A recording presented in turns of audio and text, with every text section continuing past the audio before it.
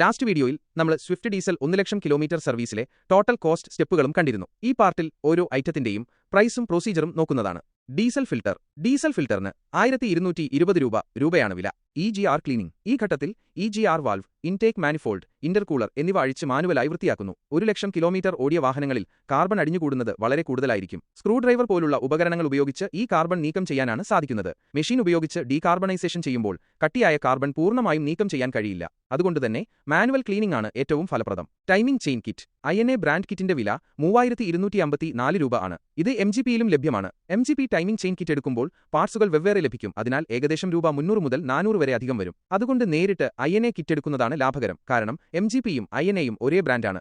INA മാരുതിയുടെ OEM original equipment manufacturer part കൂടിയാണ്. Timing chain മാറ്റുമ്പോൾ ഈ എഞ്ചിൻ ഡ്യുവൽ കാം ആയതുകൊണ്ട് കാമും ക്രാങ്കും ലോക്ക് ചെയ്യാൻ പ്രത്യേക ടൂൾ ഉപയോഗിക്കേണ്ടതുണ്ട്. Engine oil grade. സ്വിഫ്റ്റ് ഡീസലിന് ഫാക്ടറി ശുപാർശ ചെയ്യുന്ന എഞ്ചിൻ ഓയിൽ ഗ്രേഡ് 5W40 ആണ്. എന്നാൽ 1 ലക്ഷം കിലോമീറ്റർ കഴിഞ്ഞ വാഹനങ്ങളിൽ 5W30 ഉപയോഗിക്കുന്നത് നല്ലതാണ്. ഇതിന് 2 കാരണങ്ങളുണ്ട്. ഒന്ന്, എഞ്ചിൻ പെർഫോമൻസ് കൂടുകയും ആയുസ് മെച്ചപ്പെടുകയും ചെയ്യും. 2, 5W40 ലിറ്ററിന് 500 രൂപയാണെങ്കിൽ 5W30ക്ക് ഏകദേശം 350 രൂപ മാത്രമേ വരൂ. ഇത് പണം ലാഭിക്കാനും സഹായിക്കും. കാബിൻ ഫിൽറ്ററിന് 350 രൂപയാണ് വില.